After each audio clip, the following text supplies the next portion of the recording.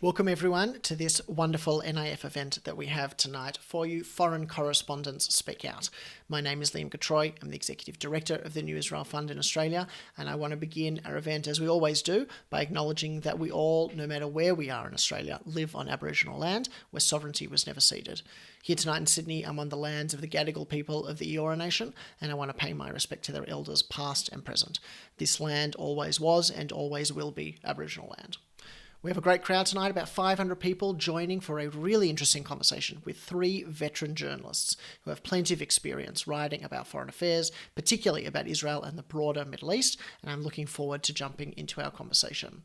Before we do that though, I do want to signpost and look forward to what is actually our next event, which is a celebration of NIF's 10th anniversary in Australia. We've built up a wonderful community over the last decade with big numbers, and challenging conversation tonight is a real testament to that. We're proud at how we've been able to widen the discourse about Israel and the Jewish community and create a philanthropic channel for those people in our community who want to support equality, democracy, and social justice in Israel. We'll be rolling out more information in the next couple of weeks, but it'll be a little bit different to our usual events. Instead of just one topic or one speaker, instead it'll feature a range of very interesting content, including discussion and analysis from figures like former Deputy Speaker of the Knesset Nomi Chazan and Shadow Foreign Affairs Minister Senator Penny Wong. Particularly in the climate that Israel faces right now, with opportunities of a new government and the way Jewish-Arab partnership is rebuilding after the horrific period of violence in May and June, this is an important time for us to see what the future holds, and most importantly, how we are confident that our NIF community here in Australia will be instrumental in shaping that future to be more just and democratic. But now, onto tonight's event. We've had some great questions come through. I will try to get to as many of them as we can, and we'll be including them in some of the discourse that we have tonight. So I'll start by introducing our wonderful speakers. John Lyons is a multi-Walkley Award-winning journalist, a veteran foreign affairs correspondent, having spent 6 years in Jerusalem, as well as time reporting from New York and Washington. He's joining us here in his capacity as author of the new essay, Dateline Jerusalem, Journalism's Toughest Assignment, for the In the National Interest series, which has, shall we say, generated a little bit of discussion over the last week or two. He was also previously the editor of the Sydney Morning Herald and is currently the ABC's head of investigative and in-depth journalism. Dina Craft is also joining us. She's a long-time Israel-based journalist and writer. She currently reports on Israeli and Palestinian politics, culture, and society for the Los Angeles Times and the Christian Science Monitor. Her long career has taken her to South Africa, Senegal, Kenya, Pakistan, Russia, and Ukraine, just to name a few. She's taught journalism, including at Harvard, and she hosts an incredible podcast, which if you haven't listened to yet, I cannot recommend highly enough, called Groundwork, which she co-created for the New Israel Fund and AllMep, looking at activists working in Israel's mixed Jewish-Arab cities about what it's actually like on the ground. And finally, we have Anshel Pfeffer, who's joining us, who'll be very familiar to our NIF Australia audiences, who's covered Israeli politics and global affairs for 2 decades. At the top of his resume, like I said, is that he was a featured speaker for NIF back in 2019. But also on the list is that he is a senior correspondent and columnist for Haaretz. He's the Israel correspondent for The Economist and author of the brilliant, deeply reported book, Bibi, The Turbulent Life and Times of Benjamin Netanyahu. So Anshul, I'm going to start with you tonight because you're in the interesting position of covering Israeli politics for both a domestic audience at Haaretz and an international audience at The Economist. Do you have to write differently for each, is my question. What makes you choose a story for one and not the other? Well, it's no different writing about Israel or writing about any other subject. When you write for different newspapers and publications, or if you're broadcasting on television or radio, or just writing a blog or anything else online, you write for the audience. You don't just assume that your audience will know anything about what you're saying. You have to take into account their prior levels of knowledge about whatever subject you're writing about, and you have to take into account the style and tone of the publication you work for. No report, except a reporter who's writing his or her own blog, or now we're in the Substack era, so that's also type of glorified blog. If you're working for a publication, then you have editors and you have a certain type of house style, and the paper will have ways in which it prefers to frame issues, from the technical, stylistic, and logistical. What kind of space you have to fill. It's a different way of writing, obviously, shorter, longer pieces. And yes, the specific public, the specific constituency of your publication is something that you take into account. And naturally, when I'm writing for Haaretz, it's different than writing for The Economist or any other publication. I can add that since I write both for Haaretz's international edition in English, and also I write in Hebrew for Haaretz's domestic edition, that's different as well. We don't. I mean, and I'm sure a lot, if not all, of your viewers are frequent readers of Haaretz in English. It's very different to the Haaretz in Hebrew in the sense that we at Haaretz in English, and Dina was also a valued colleague until recently there. We don't just publish a mirror image of the Hebrew edition. We don't just take the Hebrew edition and translate it into English as is. We understand that we're serving in English in our international edition a different audience, which has different levels of knowledge and in some cases different interests, and we try to adapt both the pieces written in Hebrew to that audience, and we produce a lot of original content in English as well. Some of it which actually afterwards gets published also in Hebrew. But every audience has its interests, has its needs as as a news and information consuming audience, and I think it's just natural that every newspaper will be different, and that's the beauty of media. We don't live in Soviet Russia with Pravda. We have, especially today with the internet, we have this wonderful smorgasbord of information, and we can choose, and we should, and I hope our viewers choose wisely, and widely, and get a wide a variety of news. So, Dina, as someone who's based in Israel but writes predominantly, if not, am I right, exclusively for overseas audiences, are there stories that you really wish would get kind of coverage in Israel, or maybe issues that get a lot of coverage in Israel that you just can't get traction on overseas, or that should get more coverage overseas? How have you managed to kind of take stories out of your domestic life and manage to ship it off overseas?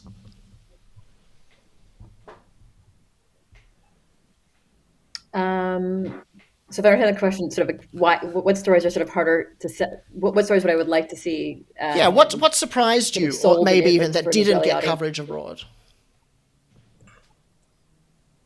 That didn't get coverage abroad. Interesting. I think some stories that don't get coverage abroad are sort of the day-to-day stories. The day-to-day stories. Actually, I would say this is something that doesn't happen enough inside Israel as well. Is the stories of actual cooperation, of stories where there is nexus, stories where there are actually like some good news out there in the world. Previously to doing the podcast that I do for Newsreel Fund and Allmap, I did a podcast for Hadassah called The Branch. It was about stories of Israelis and Palestinians, Jews and Arabs who are working together. And it was interesting. Those stories, I think, have a lot more play and sort of get more sort of coverage, and people abroad find them more interesting than perhaps Israelis do here on the ground.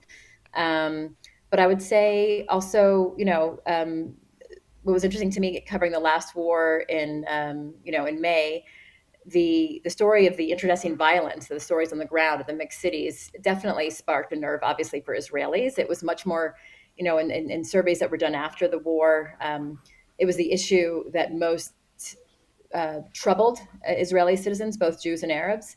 And it was a story, I think, that also got the world's attention too, because suddenly you saw, these rumbles, you saw fistfights, you saw gun battles in some cases, you saw near lynchings.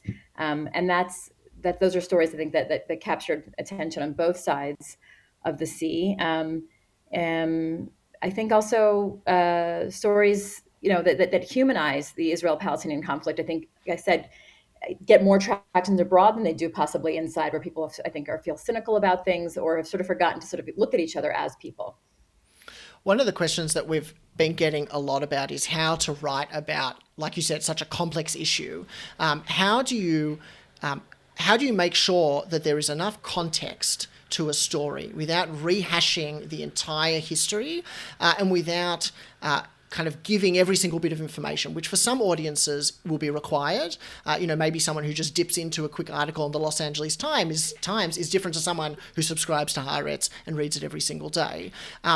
Certainly in Australia, and I think pretty much in every diaspora community, there's always criticism of local English media outlets for not providing enough context and enough history, maybe kind of providing even the wrong narrative when it comes to providing that context. John, how do news outlets begin to approach that question of how much context to provide when you're running on a story that has actually been going on for 60 or 70 years or even hundreds or thousands of years?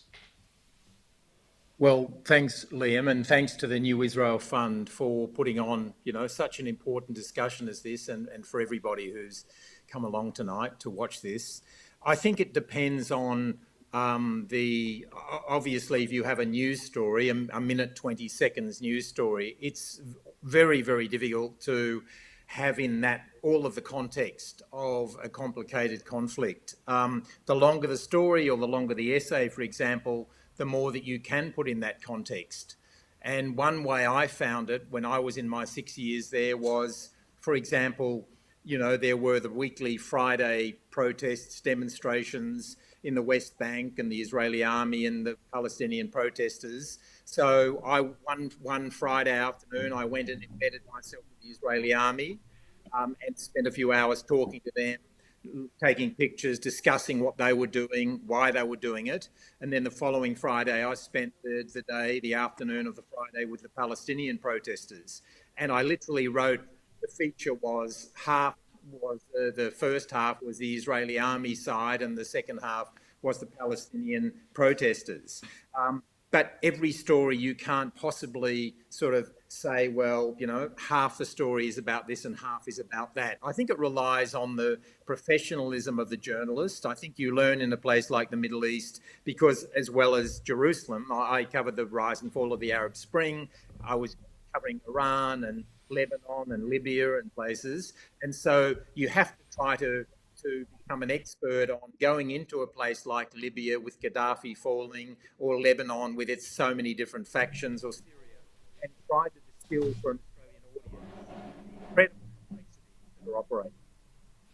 How, I don't know, Anshul and Dina, do you often see when you're based in the region and you feel like you're living out a story, do you feel like you see coverage abroad and feel like it's just a little bit too simple? We actually have a good question here from Rabbi Fred Morgan, who asks, as journalists covering the area, you must be aware of how complex it is and how many ways of reading the situation there are. How do you kind of think when you see stories that are a little bit oversimplified and don't share that complexity? Dina, do you want to start maybe? Yeah, I mean, I think I get frustrated when I see that oversimplification. Actually, I was sort of on the other side of the story in a way recently. ABC News has a podcast called Signal, and I was interviewed alongside a poet in Gaza. And we both were telling sort of our stories of experiencing the war. What prompted their reaching out to me is that one of the most widely read pieces I wrote during the war was actually a first-person story about what it was like having children, as I do, and a family and a dog, during the first night of the war, when we had to go down into the bomb shelters, and sort of describing, just a very sort of a scene story, basically, but from my own point of view. And so they reached out to me, and I, explained, what it was like sort of for average Israelis living through the war, using my experiences as part of that. And I had also included in that, in my interview with them, my harrowing moments of being stuck outside, again, with my family, at a peace rally. Actually, there was supposed to be a peace rally in Jaffa. The night before, there had been more internecine attacks between Jews and Arabs, and an Arab boy and a girl were badly burned. Anyway, I went down, and I was like, I'm going to go see this peace rally and also bring my recording gear in case I can, get some extra additional footage for a podcast I was working on. Anyway, the sirens, ironically, the peace rally was canceled. The sirens went off. I was there was nowhere to go. So I was there with my husband and my son, and the sirens were off, and I had the recording on it. So I still had that very harrowing sound of us scrambling for cover and what it sounded like.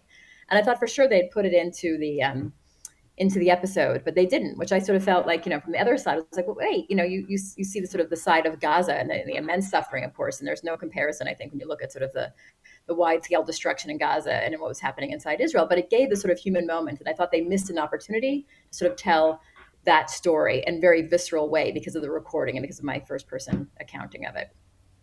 Anshul, did you want to say something on that one? I think we're in danger of losing a perspective when we talk about our frustration, both as journalists and readers, at a certain type of coverage, which which isn't, which is very shallow, and doesn't really look at any of the nuances or sophistication in the story. But I don't think that covering Israel and the conflict with the Palestinians is necessarily that different to any other type of journalism, in the sense that I'm sure we have amongst our listeners or amongst our viewers this evening doctors and other medical staff who have been tearing their hair out in the last year and a half at some of the level of reporting on COVID, and I can give you so many other examples. There is serious journalism, there's good journalism, which has nuance and has depth to it, and there's shoddy, shallow, bad, crappy journalism, and it's true whether you're reporting on Israel or whether you're reporting on on football. There is, like every profession, there are better practitioners and there are practitioners who do a shit job, and I know that perhaps saying this in a forum which is devoted to discussing the complexities of the Israeli issue, perhaps it's not the best thing to say, but we're not always so unique. The same dilemmas and the same problems that exist in the coverage of Israel to a large degree exist in many other fields of coverage. So just to put that in context. Well, you Can kind I of just add something to go, that? Dina, please. Yeah.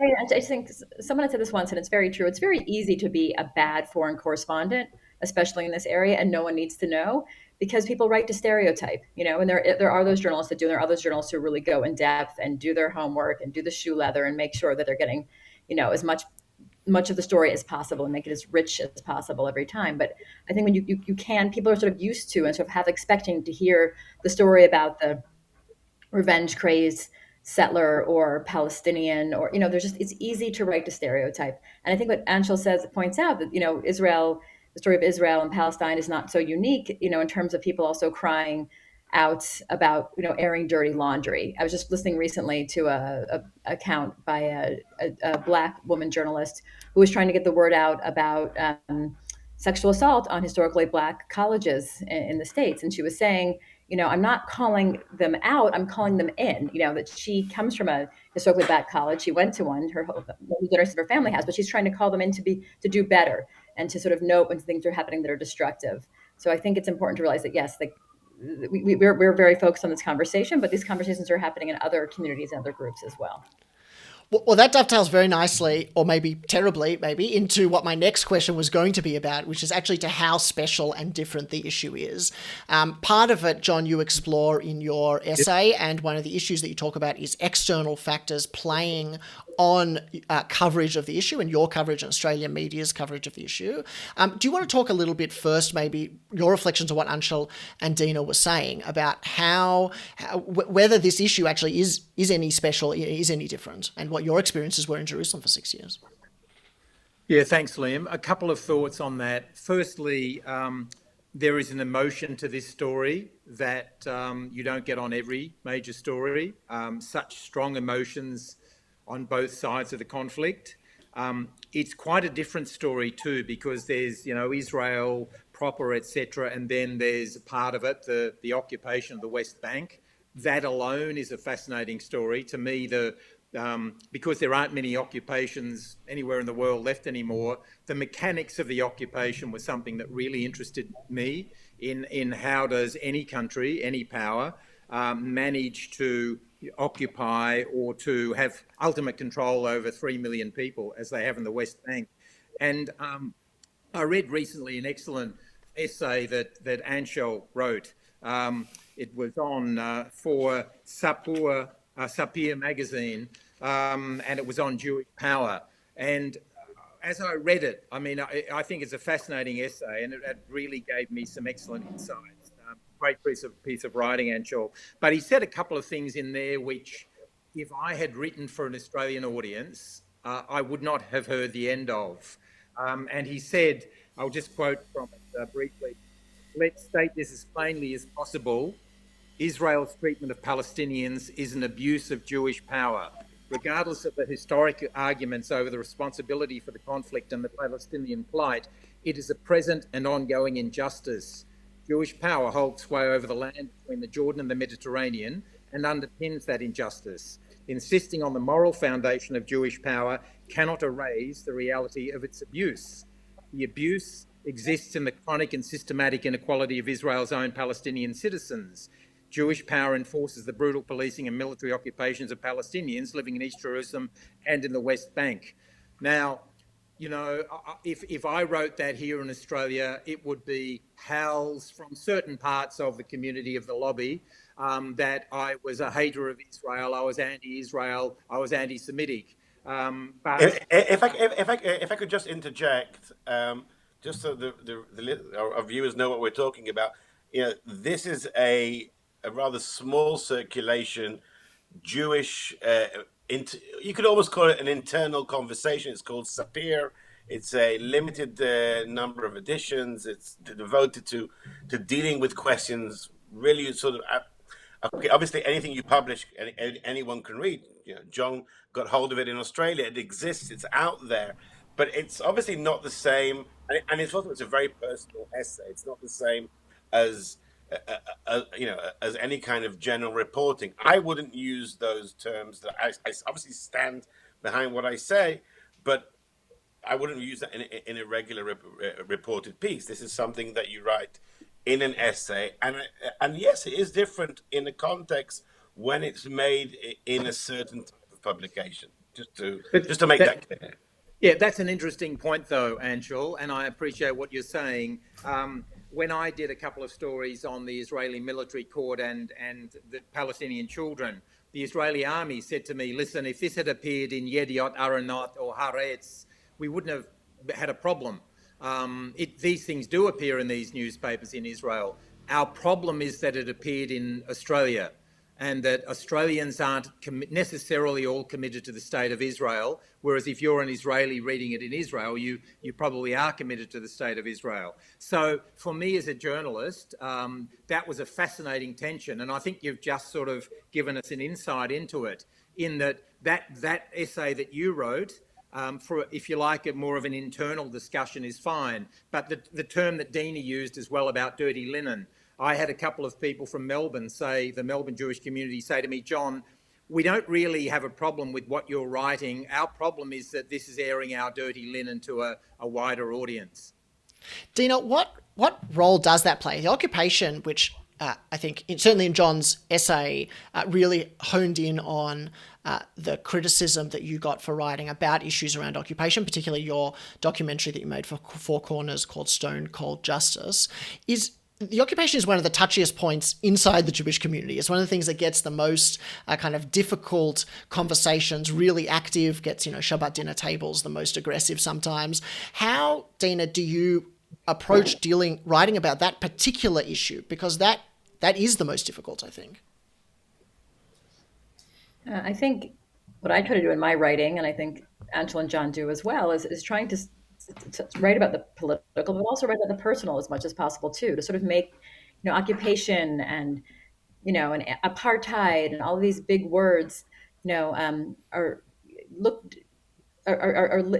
this in some ways the lived experience of the people living them. And so as much as possible to do stories where, for example, ahead of the war in May, the ground was sizzling in Jerusalem. I mean, Anshel knows this from living in Jerusalem. I mean, everyone knew there was something coming. We didn't necessarily know it was going to be as big as it became, but I think the job I had and the job journalists have in general is to sort of talk to people on the ground, like what is happening in Sheikh Jarrah? What is at stake here?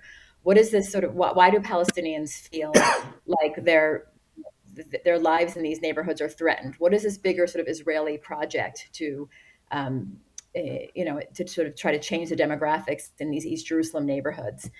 So I see my job as a journalist is to go into those neighborhoods like that and talk to the people who live there and get their lived experience, but also put it in the context of what's going on, historically, and to find, as we asked that really important question earlier about context, right? So explain the context of 48 and 67, but doing it as concisely as possible, but also picking up on the issues that are the issues at hand. So, for example, in Sheikh Jarrah, these were houses that were built by the United Nations in the 1950s for Palestinians who had fled the fighting in other parts of the country and had settled there. But then Israel passes laws after 48 that made it illegal for them to reclaim their property, but yet made it also legal for Jewish Israelis to reclaim any property from before 48. So you have this inherent problem in the law itself. Trying to also point out to readers, like even including perhaps a very pro-Israel right-wing Jewish reader, that like when you read this, that the very scaffolding of the law is in a self-discriminatory. And so trying to give that context and explain and maybe help that kind of reduce the flames and the tension and the emotion when you sort of understand more why people are so threatened. And I think so much of what happens here, as John was talking about, the emotion on both sides, it's so charged, it's so heavy. You have two populations that are post-traumatic, right? One from after the Holocaust, and one from after the events of 48, which Palestinians do not call, a time of independence. They could look at it as the Great Expulsion and as their great upheaval, and understanding that those fears and where they come from, and trying to explain where that fear comes from and how that fear feeds tension and feeds hatred and eventually violence. Is part of what I think we as journalists try to do, is sort of explain that. So it's not just about he said and she said and sides. I mean, I used to always joke that, reporting in Israel and talking to Israelis and Palestinians is you get a case of narrative whiplash, depending on who you last spoke to. But then you see that there are common threads, and part of that common thread is trauma.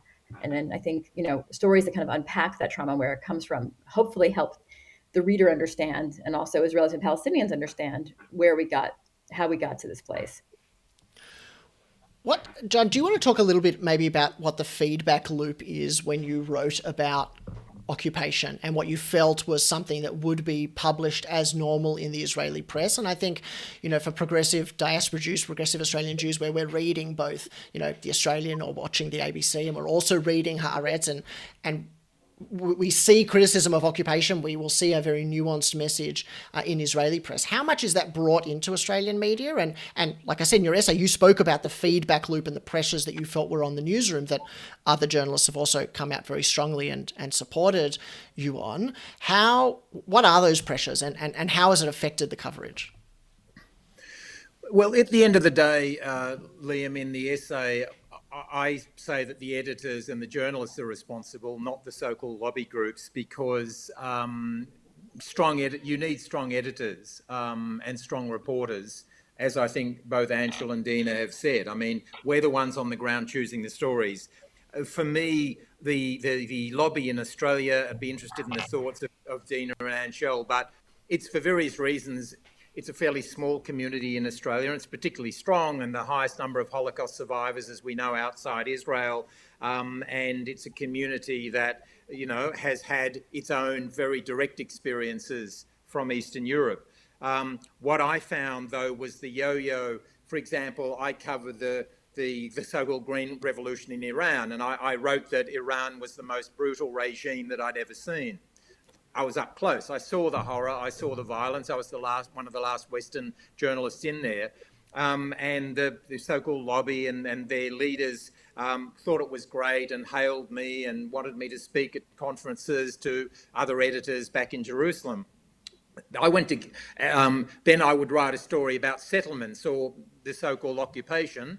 And then suddenly on the same websites, I was a disgrace. I was a hater of Israel, completely unprofessional, terrible journalist. Then I went to Gaza during one of the wars, and I was standing at the hospital in Gaza City, and about 2 streets away, Hamas fired this enormous missile in towards southern Israel.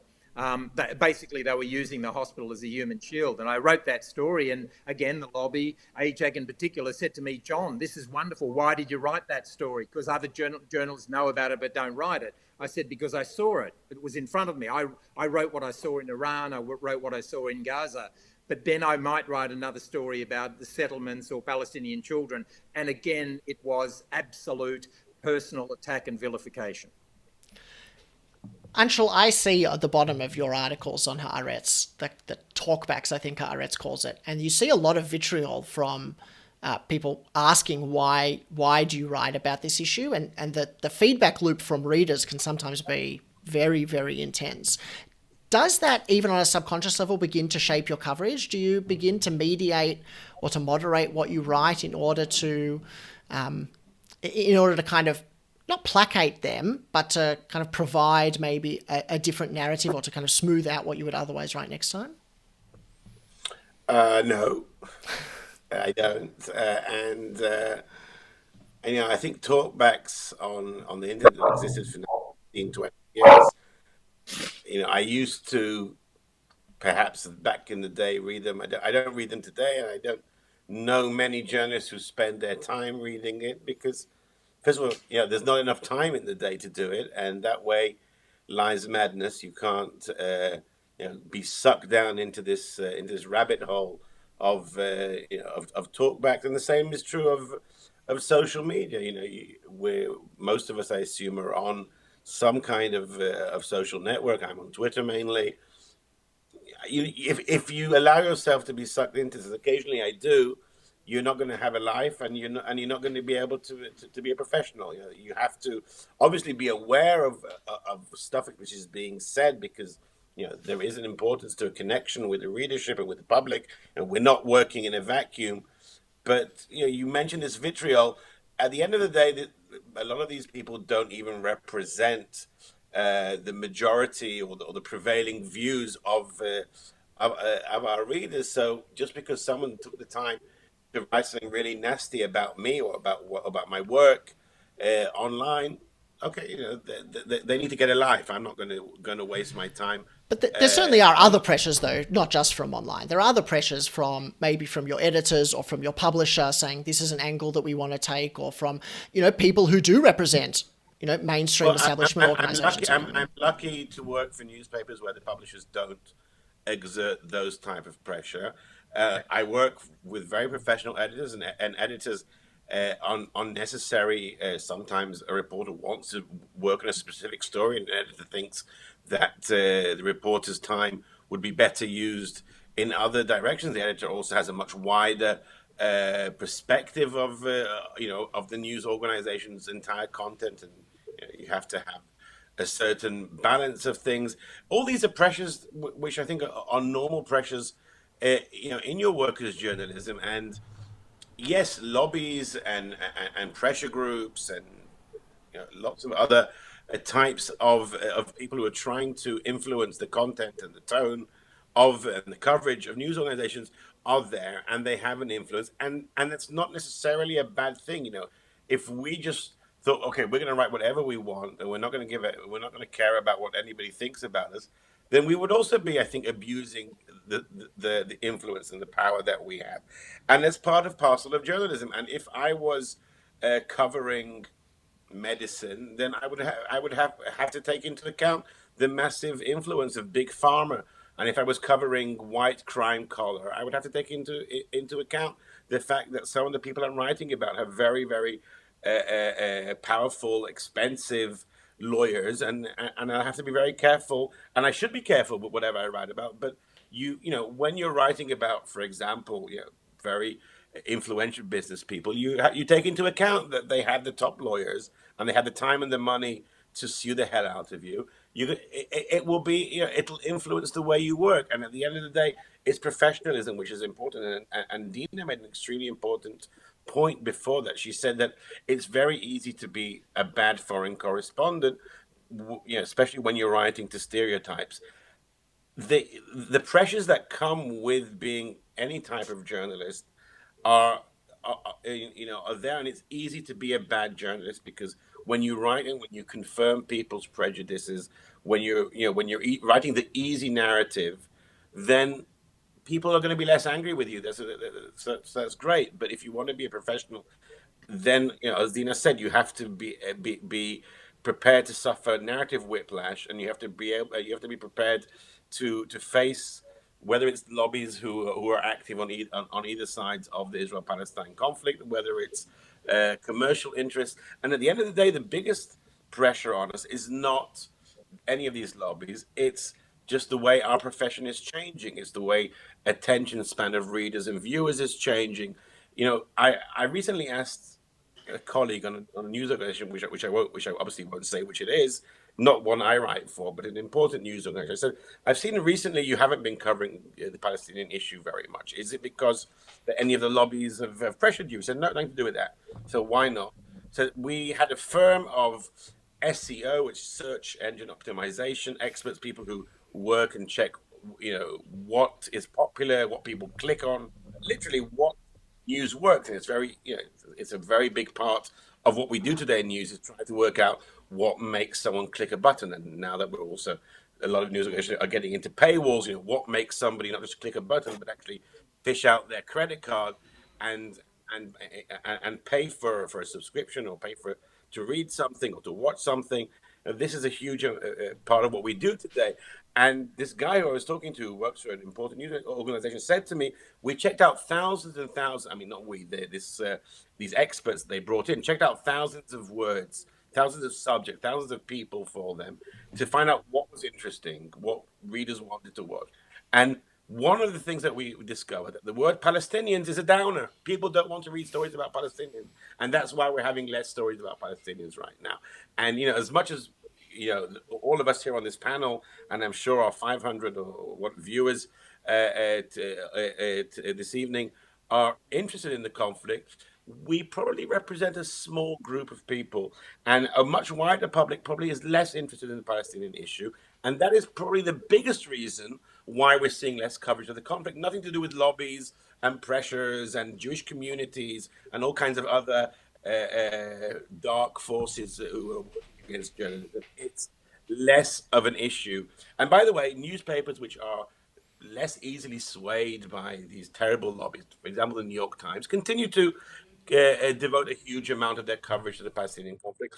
And the same thing is true of Haaretz and a couple of other publications, but most publications in the world are less focusing on the conflict simply because there's less interest from viewers and readers on it. If I could, yeah, Liam, go, John. if I could add something there. The three of us on the panel are all senior journalists, but certainly in Australia, one thing in the book that I look at is the role of the interventionist role of the Israeli embassy here in Australia, in Canberra, for example. And I detail the case of a young 23-year-old Palestinian Australian journalist on the national newspaper, The Australian. And the way it often works, in my view, is that Israeli diplomats came in without her knowing. She was sitting 30 metres away across the newsroom. And some Israeli diplomats came in and met the editor and basically said they wanted to know why the editor, had hired a journalist of Palestinian heritage. And they expressed their great displeasure at this. There was a letter from the Israeli ambassador about a Palestinian journalist in Melbourne at The Age. And in recent days, following my book, there's been this outpouring of people, especially from who worked at The Age in Melbourne, giving examples, story after story, of what they felt was interference. For example, Ronald Mcdonald, who's a legendary figure in Australian journalism. He was managing director of The Age for many years. And he wrote on Facebook yesterday that when I was at The Age and during my 6 years on Melbourne Radio 3LO, the Jewish lobby, he calls it, I prefer to call it the Israeli lobby, but he calls it the Jewish lobby, was relentless. I have the files to prove it. Any reasonable discussion related to Palestine was challenged with representations to board members or executives. And he then goes on to say that one of Australia's most famous radio broadcasters, Terry Lane, said the only two issues that he steered clear of, he would never discuss on air, were abortion and Israel-Palestine. So I think what I look at in the book is what I think is a self-censorship because people often think it's just too hard, it's too much trouble, it's going to create... And in fact, I reveal an email from a senior content maker at my own organisation, the ABC, to someone saying, listen, the Israeli-Palestinian issue has become too hot. We've made a decision editorially to go quiet on it for a while. I don't think that's a good thing. To zoom out, I mean, Dina, do you want to weigh in? Do you want to kind of offer some... Yes, sure. I mean, I think first of all, what Anshul said about, news organizations deferring to the SEO of, Palestinians being a downer, so we're not going to write about it, is really just deeply disturbing. I mean, I understand on the one hand, you have to compete very hard to keep subscribers and all of that, and you want to have you want to have a handle on sort of what's driving news and what's driving readership, but there's also journalism as a public service. It's not just selling pancakes, right? And you don't want to just sell the most popular kind of pancakes. So I think it's really a problem when people are driven by only data like that, as opposed to actually what the news they should be covering, the important stories they should be covering. I'm going to remind us all that, like, just the weeks before 9/11, the main news in the States was about shark attacks, and there was no, there was very little, and I think a missing intern. Anyway, just the point is that people take their eye off the ball of real news to feed people schlock, and that's a problem. And social media only amplifies that, and I think to follow up on something that John was talking about, the sort of the toxic mud that is covering Israel-Palestine, people do get scared off of it. I mean, whether it's, Ben and Jerry's or the latest celebrity like Gal Gadot speaking out during the war, you can't do right, you can't do right. And so people just get terrified of it and they back off. And part of it's also, I think, when you talk about the Israel lobby writ large, I mean, I'm not, deeply familiar with what's happening in Australia, but I think a lot of the people in the Jewish establishment in the States, which is something I know better, I've been surprised at how limited their understanding of this place is. They'll say sort of, oh, yes, it's complicated, it's complex, but I found in conversations with some of them, they really don't quite understand what it looks and feels like on the ground here. And I would suggest that when people come here, they do get when they come on these fancy tours, that they come and they actually meet Palestinians and travel to the West Bank and engage in programs like there's one called Encounter, which tries to bring Jewish leaders and thought leaders in to sort of see what it looks like on the ground and to talk to real people. And in lieu of that, I hope we can, in our coverage, get more real people's voices out and show the sort of, again, the human side of what people live through here. I mean, that seems like as good an opportunity as ever to plug the fact that at some point when travel does re-emerge, that of course NIF will be running trips to Israel, and so much of what we talk about when people criticise NIF's work or our uses, as kind of John alluded to before, using the word occupation, using the word settlements instead of Jewish communities, whatever the language is, that we encourage people to go and speak to the people who live in those areas, go and speak to and understand how Palestinians live in the West Bank, and come up with your own word if you want. But we've decided, and so has the international community, decided to use words like occupation because it fits these experiences. But if you don't like it, go and see and actually understand the harm that's being caused and come up with your own word to use. I want to zoom out a little bit from the kind of particulars of the pressures and talk about some of the accusations that we sometimes see of journalists, particularly in Israel-Palestine, of covering the issue is accusations of bias. And so my question really is it possible to bring ever a kind of dispassionate, objective view to coverage? How much do you, by necessity, bring yourself in covering an issue? How much are you able to step back? Anshul, do you want to start? Well, I think it really is, and I'm sorry if I'm repeating things I said in my very first answer. It's very much a question of who you're writing for and what type of publication. It's not, in some places, I write for The Economist, you're usually writing very dispassionately and a very sort of wide perspective, or 20,000 feet up in the air kind of view, and trying to give a very very objective and wide view in which you as the reporter, as the writer, barely feature. And in some places, it's much more relevant to bring yourself and to bring your own experiences. And I think the most important thing to remember is that even when whatever, as detached as we may try to be, as dispassionate, as objective, and so on, there is no real such thing as objectivity in journalism. I know that it's still something that some American newspapers like to claim to, but it's not. It doesn't exist. You're a human being, and you're relating the experiences and what's happening to other human beings, and you're telling human beings this story. There's no way to be objective in that. And when you're not objective, and you also have biases. You are biased. The bias is not necessarily a bad thing. You can be biased, for, in the favor of human beings. You don't have to be. Uh, I think there are certain biases which is good. We should be biased in favor of science. We should be biased in favor of justice. We should be biased in favor of humanity. These are not bad things.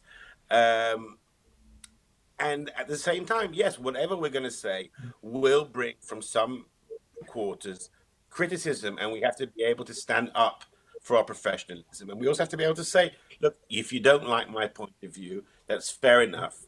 You're welcome to either continue to disagree with me, or you can just go and watch another news channel or read another newspaper. I can't force you to read me. And that's what, you have to have, I think, a thick skin to be a good journalist. Like I said before, it's true whether you're reporting on Israel-Palestine or you're reporting on Big Pharma. You have to be able to be imperious to pressure, and that's why I'm not entirely certain that the level of coverage of Israel-Palestine is dictated by pressures by the lobby. I think it's mainly dictated by just the considerations of each news organization, whether it's they think it's important or whether they think their readers or viewers are interested in it. And put it this way, I don't think that a commercial news organization would not cover Israel-Palestine if they thought that there was a huge interest in it from their viewers and readers. I think there's a large part in this equation of how much of our coverage, whether it's time on television or radio, and whether it's just real estate inches in a newspaper, they're dictated by so many factors, and most of them have nothing to do with the machinations of lobbies. John, I wanted to ask you. You're obviously your day job is at the ABC, and there's been some interesting coverage of the coverage out of the ABC recently. There was a Q&A episode that there's been a lot of consternation about with, the kind of Jewish Zionist community saying it was horribly anti-Israel, there wasn't enough representation, and the Palestinian side saying, all the questions were weighted towards a pro-Israel stance. How does it feel in a news organization when everyone's calling you a failure for your coverage and everyone's saying you're biased against the other side? How do you, as an editor, as a kind of someone senior in a news organization, how do you deal with those competing claims of bias and accusations of unfairness?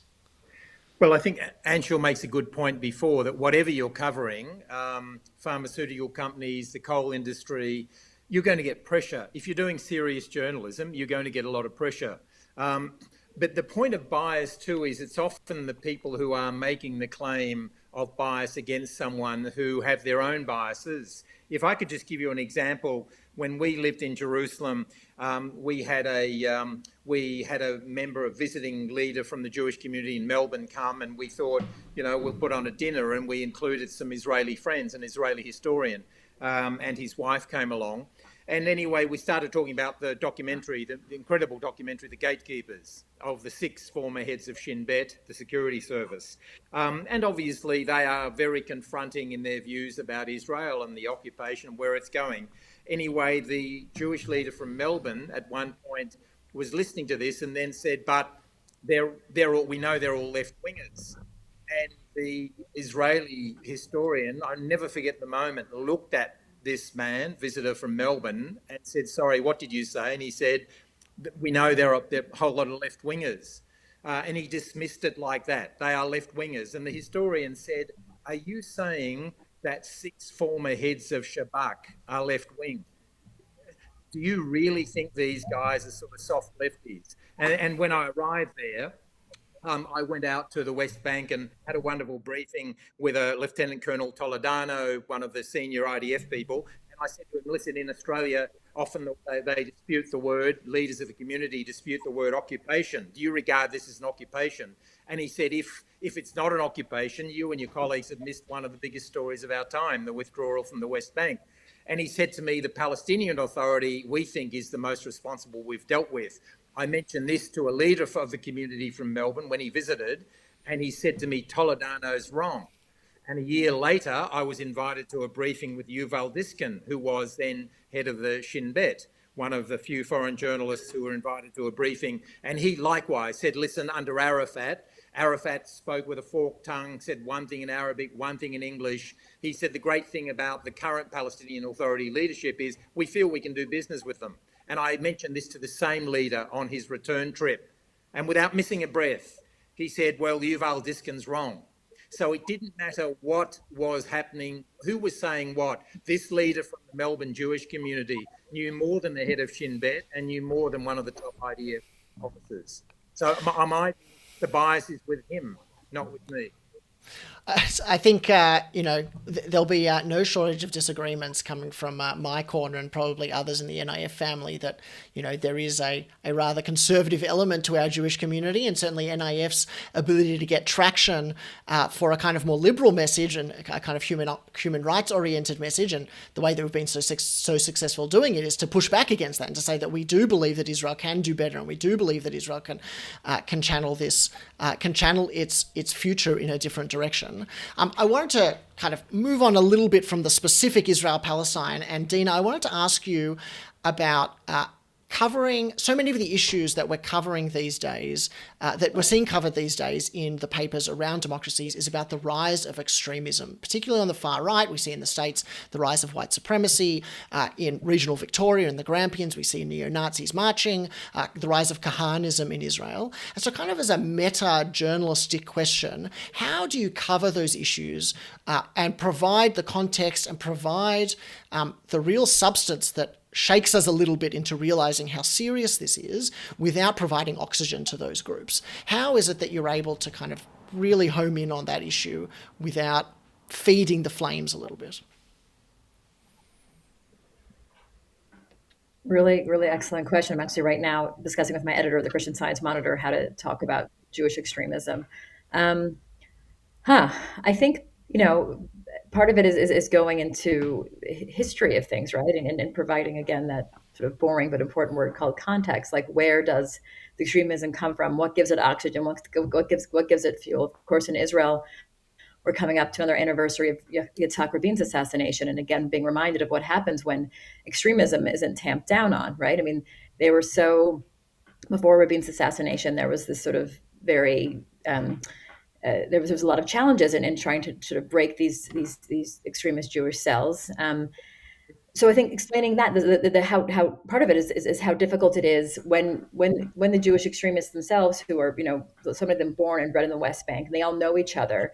I mean, one way to do a story is to sort of explain the difficulties that intelligence services have in breaking into them. And you can't so easily plant a mole or get the intelligence that you could in perhaps other circumstances. But also to explain the sort of the price that Israel pays for not dealing with it, right? The price it pays for letting these attacks go on, unchecked, and looking also at systemic issues. I think it sort of sounds very boring and like spinach, but you talk about words like occupation and you talk about words like discrimination, but where does it come from? Where do the laws come from? John mentioned the stories he reported about Palestinian children and how they're prosecuted differently from Jewish youth and children in the territories. So I think a way to tackle it is sort of looking at those systemic issues and sort of saying why they were created and what will take to sort of make change. And also to look at this new government. I mean, that's a new way of it too. You have such disparate people inside one government. How are their hands tied in some ways, but also how can they kind of come together on something like Jewish extremism, possibly, which one would think would have wide scale sort of support to come and confront. But also, of course, we have a prime minister who has lots of allies and whatnot in the far right. So I think this is a long answer, but trying to explain sort of why it's so difficult to combat, but also sort of looking for pathways forward. And opportunities that this new government with very many different voices can perhaps put the pressure in finally to make some change and to make and to really discipline and to really have Jewish extremists and especially in the West Bank feel like there's an answer to the violence that they are causing. today. Anshul, some of the stories that come out of Israel, the rise of Kahanism, the price tag attacks, are horrific and tie into the essay that John quoted of yours, which when written maybe for a kind of Jewish insular audience is easier to tease out than when you're writing maybe for Haaretz or even for The Economist, where it would shine a very kind of poor light on what, they're claiming kind of Jewish identity. It would maybe reflect worse, kind of really badly on Jews, maybe even worse than a story like Occupation. How does that kind of factor into, and how do you write about the rise of Kahanism? Well, I think Dina said it before. She said, you have to find new ways to write about things. And new ways to write about things is, first of all, your first duty as a journalist, is to tell your reader or your viewer, this is news. When we say news, we mean both something which is new and something which is important for them to know. And we have to make it interesting. And we have, just another story about the same thing over and over is not going to be interesting. We have to, and we also have to do it without, if we're pros, we want to do it without using words like you said, horrifying. We want to let the reader decide for themselves what is horrifying and what isn't. We have to kind of, within the parameters of our profession, both shock without using the word shocking and interest without pandering to more base instincts of what we normally find interesting in our daily lives. So this it's part and parcel, I think, of journalism. But you in your question, Liam, you touched on one really difficult aspect, and that is what sort of makes this special. Is the most difficult word to use is Jewish, because what is Jewish? When I'm talking about a settler, well, the settlers are Jewish, but I want to talk about Israeli settlers, and therefore make this distinction between all Jews. And do I want to talk about a certain ideology, which is an extremist and racist ideology, as being a Jewish ideology? And that's very difficult to do in a news reporting context, because people have all kinds of preconceptions, and some people don't have preconceptions, but you're going to form their preconceptions by writing it in a certain way. So that, to me, is really one of the biggest minefields uncovering Israel in general. Is how do we see Judaism? How do we see Jewish ideology? How do we see Israel as a Jewish state? How do we see Jewish nationhood and nationalism? And that's why I felt it much more comfortable to write about this in an internal publication, which is what John quoted earlier. But that really is a daily challenge. How do you write about Jews? It's not just about Israel. A lot of news organizations in the United States and in Britain, and I think also in Australia, had difficulty about how to write about certain Jewish communities during the pandemic who were perhaps not exactly observing various restrictions as they should have. Do you call them Jews? Do you call them fundamentalists? What do you call them? And that's one of the beauties of journalism, especially I think in writing, that you're every day sitting in front of a blank screen. You have to fill it with words, and there's a lot of challenges. It's not just telling the story in a straight way. You have to think of so many sensitivities and how people are going to read things and how it's perceived. And that's why we do this job. It's not because it's an easy job, because it's an interesting and frustrating and challenging job at the same time. John, I saw your I hand find up. that, yeah, I find the concept fascinating that Anshel has touched on of something more for internal consumption versus external, because for me, I don't have the same, not being Jewish, I don't have that sort of view that I could write one thing for an internal audience and one for a broader audience. And what I've tried to do is, to answer your question, Liam, is to just report what you see in front of you, whether it's the Hamas rocket at the hospital. I went to Lebanon and interviewed Ibrahim Moussawi, the spokesperson for Hezbollah. And I walked into his office and there were two huge portraits behind him of Ayatollah Khomeini and the other Ayatollah Khamenei. And I simply reported that as fact. And a lot of people found that fascinating, because they'll often want to talk about the link between Iran and Lebanon, yet here is the Hezbollah spokesman, and the only portraits in his office were the two Ayatollahs of Iran. And then you drive down the streets of Beirut and you see the so-called martyrs. And I went to Kiryat Arba once and I saw some people standing around a shrine, I think it's gone now, but of Baruch Goldstein. So again, I think it's up to a journalist to try to just say, this is what I saw, and let the audience back home make their own judgment about what that means. And Musawi started talking to me about our next war on Israel. We're in a much stronger position. We've got 100,000 missiles south of the Litani River. I just quoted him saying all of this. And a lot of the audience back in Australia liked this information. That was how I saw my job.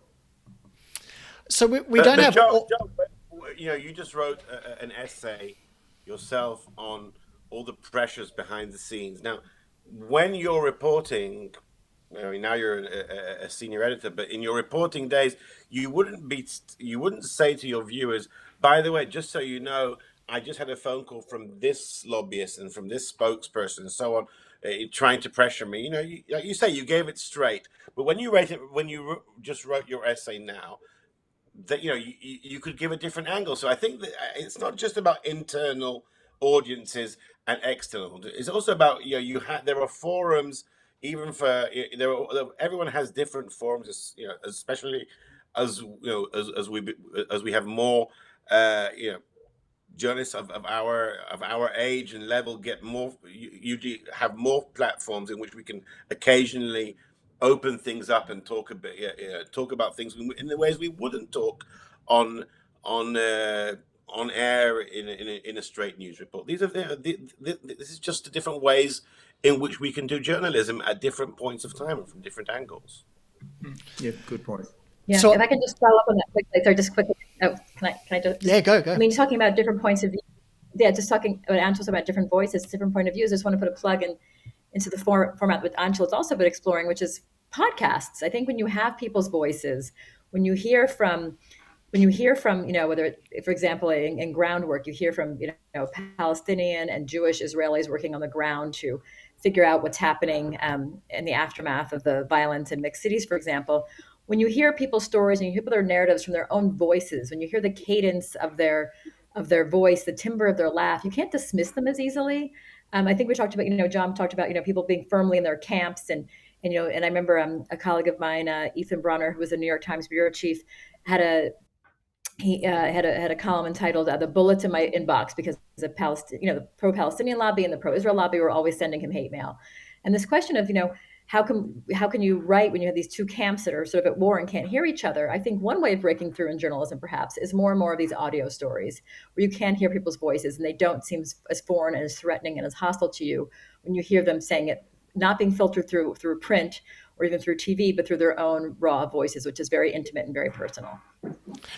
And certainly, I think it's also, you only have to open up your podcast app to see how many, hundreds of thousands, I guess, of podcasts there are out there. You can go out and seek these different stories. You can go out and find them, and you can hear these people who you may not otherwise get the opportunity to hear, which is really good. We're going to, I think, wrap it up there. It's been a wonderful conversation. I want to thank very much the three of you for taking part, and to the many, many people joining at home. I think one of the reasons that we wanted to have this conversation is to have honest, truthful and unencumbered discussions about Israel. That's so central to what NIF does. Obviously, what John's written about in his essay, what Anshel and Dina write in dispatches from Israel all the time. We also know that the kinds of pressures I think that John wrote about in his essay, we also feel in the Jewish community sometimes. And we can sometimes feel like we aren't fully supported in our desire to speak about equality and justice and democracy in Israel. And hopefully, NIF is that home for you. Hopefully, to everyone watching at home, NIF can be that place where people come together to talk about those issues, even if they're not always easy, even if they're not always simple.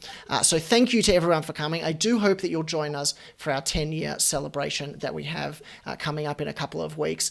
Again, an opportunity to celebrate this wonderful community that's been able to bring this conversation together. Thank you again, Anshel, John, and Dina. Thank you to everyone at home, and we'll see you again soon. Thanks so much.